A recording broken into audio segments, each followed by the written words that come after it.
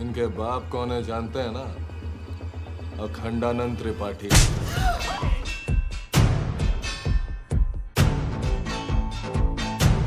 अगर आपने मिर्ज़ापुर नहीं देखी है तो शायद आपको भी लगता होगा कि ये ओटीटी के क्राइम थ्रिलर्स के दलदल में एक और शो है जिसमें शायद कहानी के नाम पर खून खराबे के अलावा और कुछ भी नहीं। मुझे भी कुछ ऐसा ही लगता था, लेकिन इस शो के पहले ही एपिसोड ने मेरी आंखें खोल दी और पहले सीजन के अंत तक मुझे ये समझ आ गया कि मिर्ज़ापुर ने ओटीटी की दुनिया में किस तरह नए स्टैंडर्ड्स कायम किए हैं। वैसे तो इस शो में एक्टिंग से लेकर सिनेमेटोग्राफी, डायरेक्शन और एडिटिंग तक हर चीज़ देखने लायक है, लेकिन इसे देखने के बाद सबसे पहले ये समझ में आता है कि इस शो की सबसे बड़ी ताकत है इसकी राइटिंग, यानी कि इसकी कहानी और उस कहानी के किरदार। इस शो को इस मामले में परखने के लिए इसका पहला एपिसोड यानी कि इसका पायलट देखना ही काफ़ी है। एक बेहतरीन पायलट लिखने के लिए लेखक का ये समझना ज़रूरी है कि इस शो का पूरा भविष्य उस एक एपिसोड पर निर्भर करता है। पायलट का काम सिर्फ ऑडियंस को रिझाना ही नहीं होता, बल्कि कहानी के सबसे ज़रूरी पहलुओं को स्थापित करना भी होता है। पायलट के पहले ही दृश्य में हम देखते हैं मुन्ना त्रिपाठी को, जो हमें बताता है कि वो किंग ऑफ मिर्जापुर कालीन भैया का बेटा यानी कि प्रिंस ऑफ मिर्जापुर है। लेकिन ये सब कहने के बाद वो अपने पिता के नाम को कोसता है और कहता है कि किसी और के नाम पर मिलने वाली पावर असली पावर है ही नहीं। अब मुन्ना के हिसाब से पावर आखिर है क्या, वो अगले ही सीन में हमें पता चल जाएगा। एक बारात को जाता हुआ देख मुन्ना को अच्छा नहीं लगता, वो इस बारात को फिक्स करना चाहता है। अब मुन्ना के हिसाब से कोई चीज तभी सही होती है जब वो उसके इशारों पर चले, जब उस बारात के लोग खुशी से नहीं बल्कि उसकी बंदूक के डर से नाचने लगे। और तो और जब मुन्ना के हाथ से गोली चलकर दूल्हे की मौत हो जाती है, तब मुन्ना को डर नहीं लगता बल्कि मजा आता है ये सोचकर कि उसने बारात को सीधा कर दिया। मुन्ना के कैरेक्टर को दर्शाने के अलावा ये सीन इस सीजन के अंत के उस सीन का भी संकेत यानी फोरशैडो करता है जिसमें मुन्ना इसी तरह किसी की शादी में जाकर एक बड़े पैमाने पर खून खराबा करता है। इससे हमें ये पता चलता है कि मुन्ना को जो सबसे ज्यादा चाहिए वो है ताकत यानी पावर, सिर्फ पैसों वाली पावर नहीं। मुन्ना को लोगों की जिंदगी, उनकी सोच पर नियंत्रण करने जितनी पावर चाहिए। इसके बाद हम मिलते हैं किंग ऑफ मिर्जापुर कालीन भैया और उनके राइट हैंड मैन मकबूल से। सबसे पहले हम कालीन भैया को एक व्यापारी के तौर पर देखते हैं। मकबूल ज्यादातर कालीन भैया के हाँ में हाँ मिलाता हुआ दिखता है। इसके बाद दोनों कट्टे यानी गन्स के व्यापार की बात करते हैं। ऐसे में हमारा परिचय होता है एक गन डिस्ट्रीब्यूटर यानी कबूतर से, जो कि सीजन 1 की कहानी का एक जरूरी हिस्सा है। अब हमें कालीन भैया की कस्टमर सर्विस देखने को मिलती है। एक आदमी जिसका हाथ डिफेक्टिव बंदूक के कारण बुरी तरह जख्मी होता है, कालीन भैया को अपनी तकलीफ बताता है। कालीन भैया उसी वक्त उसे नई बंदूक देकर टेस्ट करने को कहते हैं। भैया जी हम राइट हैंडर हैं। थे, अब लेफ्ट हैंडर हो गए हो। पर ये भी खराब निकलती है। सहानुभूति दिखाए बिना ही कालीन भैया उस आदमी के इलाज का खर्च उठा लेते हैं और कहते हैं, ये देसी कट्टों का कुछ करना पड़ेगा, फटने का व्यापार में नुकसान होता है, चलो। कालीन भैया ठीक किसी बड़े कॉरपोरेशन की तरह हैं। उनके लिए एक कस्टमर का हाथ गोली से उड़ जाना किसी रेस्टोरेंट में कस्टमर को ठंडा खाना सर्व करने के बराबर है। जैसे कोई कंपनी कस्टमर के मन की शांति के लिए उसके नुकसान के बदले एक गिफ्ट वाउचर दे देती है, कालीन भैया के लिए किसी का इलाज कराना उसी गिफ्ट वाउचर के बराबर है। उनमें और किसी बड़ी कंपनी में फर्क सिर्फ इतना ही है कि मिर्जापुर में कस्टमर नहीं बल्कि कंपनी ही किंग है। फिर हम मिलते हैं गुड्डू और बबलू से, जहां एक तरफ गुड्डू कॉलेज क्लासरूम में एक्सरसाइज कर रहा है, वहीं बबलू पढ़ाई पर ध्यान दे रहा है। लंठ कहीं गुरुजी हमें लंठ कह रहे हैं और मुंह तोड़ देंगे इनका बाहर। अरे वो नहीं कह रहे हैं, वो लंठ कह रहे हैं। इसमें ठ होता है, ड नहीं होता है। लंठ माने दिमाग से गधा, जड़ बुद्धि। हाँ फिर ठीक। यहाँ हमें समझ में आता है कि बबलू गुड्डू से ज्यादा समझदार है और गुड्डू को इस बात से कोई तकलीफ नहीं। वो तो बस बॉडी बनाकर मिस्टर पूर्वांचल बनना चाहता है। गुड्डू के सपने बड़े हैं और वो ज्यादा मांगने से कभी कतराता नहीं। शाम को तुम्हारे लिए कैंटीन में चाय और समोसा, नाम ले देना। मुन्ना भैया अंडे करा दीजिए 50। खाली बनना है ना इनको। पर बबलू अपना सर झुका कर चलता है और बुद्धिमान होने के बावजूद छोटे मोटे सपने देखता है। और अगर कुछ नहीं भी हुआ तो यहाँ पे बैंक पीओ का फॉर्म है, भर देंगे उसको, और क्या। इसी क्लासरूम में मुन्ना एक स्टूडेंट को पीटने आता है। इस सीन तक हम समझ ही चुके हैं कि मिर्जापुर का माहौल कैसा है, इसलिए हमें ये चीज चौंकाती नहीं है। पढ़ाई लिखाई में ध्यान लगाओ, IAS बनो और देश को संभालो।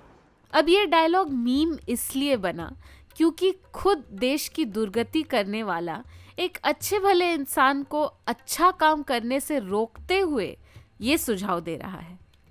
कहीं ना कहीं ये मिर्जापुर में शिक्षा की स्थिति को दर्शाता है, जहाँ किताब नहीं सिर्फ कट्टे का राज है। इसलिए हम आगे देखेंगे कि किस तरह ऐसे अनपढ़ शहर में बबलू जैसा होनहार लड़का आसानी से आगे बढ़ता है। गुड्डू को मुन्ना का दबदबा बहुत भाता है, लेकिन गुड्डू को ये नहीं पता कि जिस मुन्ना की वो इतनी इज्जत करता है वो उसी दिन के अंत तक उसका जानी दुश्मन बन जाएगा। और तो और ना हमें और ना ही गुड्डू को ये पता है कि सीजन के अंत तक मुन्ना ऐसे ऐसे कांड करेगा जिनकी वजह से गुड्डू के आंखों के सामने से ताकत का पर्दा हट जाएगा, उसे अकल आ जाएगी और उसके सपने भी बदल जाएंगे। अब हम मिलते हैं स्वीटी और डिम्पी से। पता चलता है कि डिम्पी गुड्डू बबलू की बहन है और स्वीटी और गुड्डू के बीच कुछ तो चल रहा है। वैसे तो इस पहले एपिसोड में गुड्डू और स्वीटी का एंगल बस एक भोले भाले रोमांस जैसा लगता है, लेकिन सीजन के अंत में यही रोमांस मुन्ना के गुस्से का सबसे बड़ा कारण बनेगा। अब इस कॉलेज की दुनिया से हटकर हम जाते हैं कोर्ट में, जहां हम मिलते हैं पंडित जी से। माची से पंडित जी, हम सिगरेट नहीं पीते। कान खुजाना था, सिगरेट तो हम भी नहीं पीते। ये लाइनें बहुत ही कमाल की हैं, क्योंकि पंडित जी के सिगरेट ना पीने वाली बात से कहीं ना कहीं उनके किरदार की मॉरल स्टैंडिंग का पता चलता है, और वहीं सामने वाले के जवाब से उसके इरादे साफ हो जाते हैं। ये आदमी पंडित जी को चाकू दिखाकर डराना चाहता है। अब फिल्मों और शोज में सत्यवादी वकीलों की छवि हमें याद आती है और हमें लगता है कि शायद ये सच्चाई का रखवाला भी कोई दमदार डायलॉग सुनाकर इस ब्लैकमेलर को डरा देगा, लेकिन ये मिर्जापुर के वकील हैं और मिर्जापुर की भाषा इनको आती है।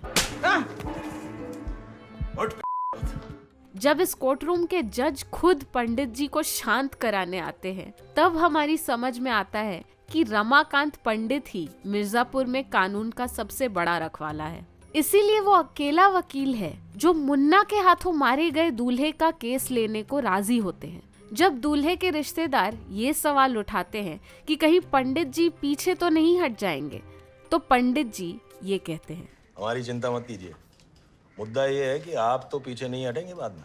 इस बात को ध्यान में रखिए। फिर हमारी मुलाकात होती है बीना से, जो कि कालीन भैया की पत्नी है।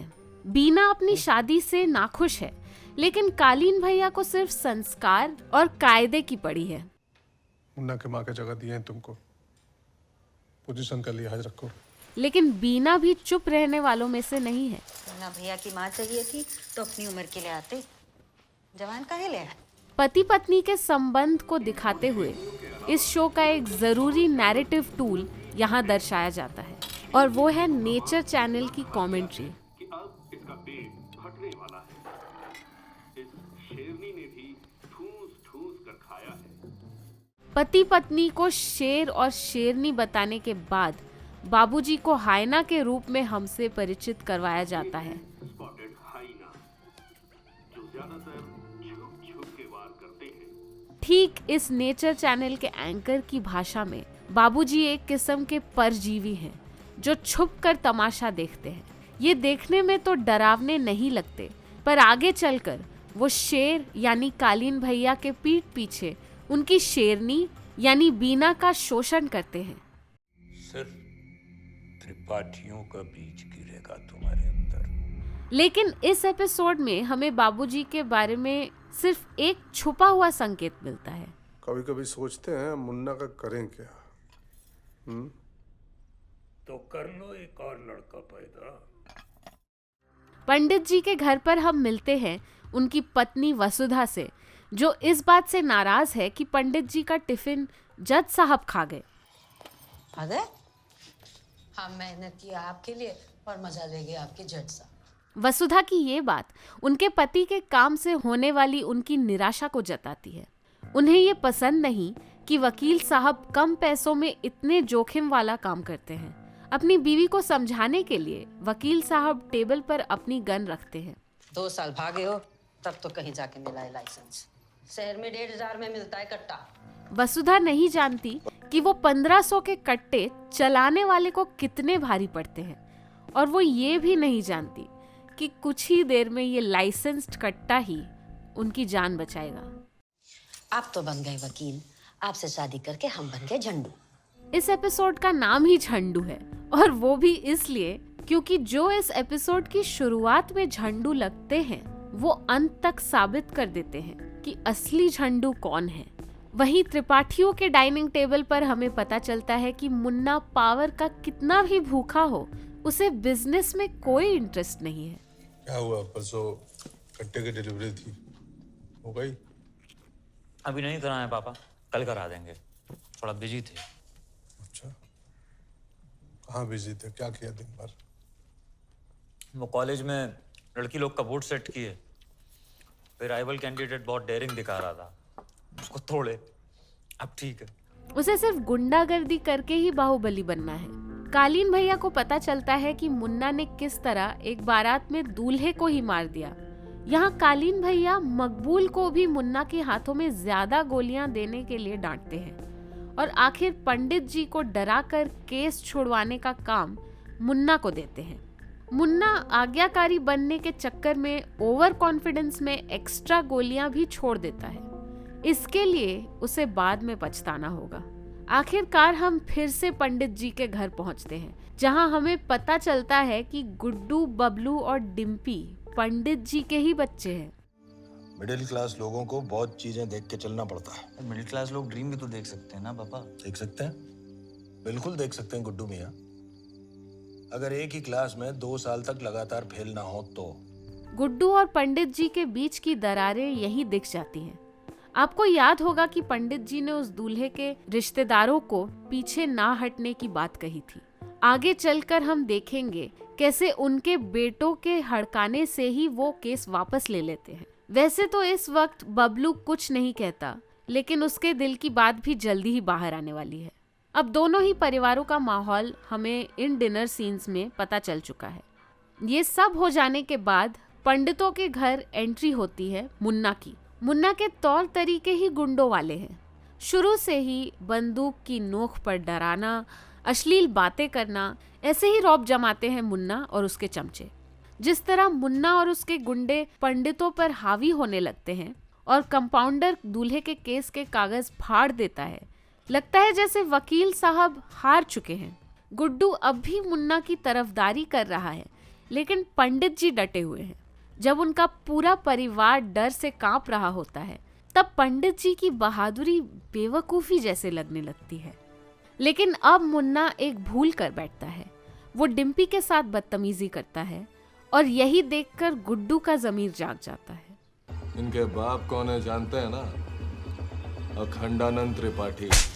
कालीन भैया का नाम भी पंडित जी नहीं सुनते। अचानक वसुधा के हाथ में टेबल पर रखी बंदूक आ जाती है। अब सब कुछ बहुत जल्दी हो जाता है। वसुधा गोली चलाकर ललित को चोट पहुंचाती है। अगर पंडित जी ने सच में 1500 की बंदूक ली होती तो वसुधा की हालत अभी कुछ और होती।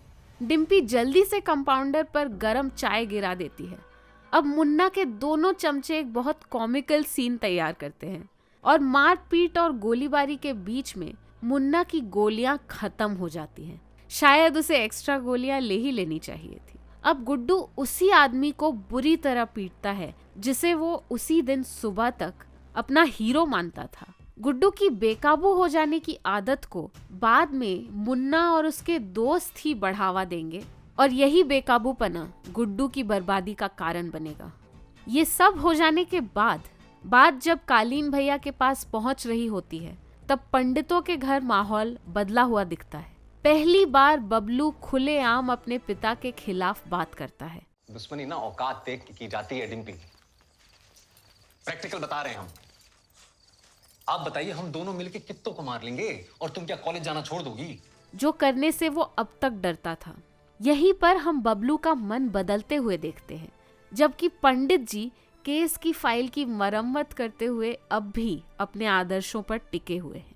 अब पंडितों के घर मकबूल को भेजा जाता है, पर कहानी में ट्विस्ट तो तब आता है जब वो पंडित जी को नहीं बल्कि उनके बेटों को साथ चलने को कहता है। पंडित जी पहली बार डरे हुए लगते हैं। मैटर तो हमारा है, फैमिली को काहे इन्वॉल्व कर रहे हैं? आगे चलकर हम देखेंगे कि कैसे पंडित जी की यही कमजोरी उन्हें अपने उसूल तोड़ने को मजबूर कर देगी।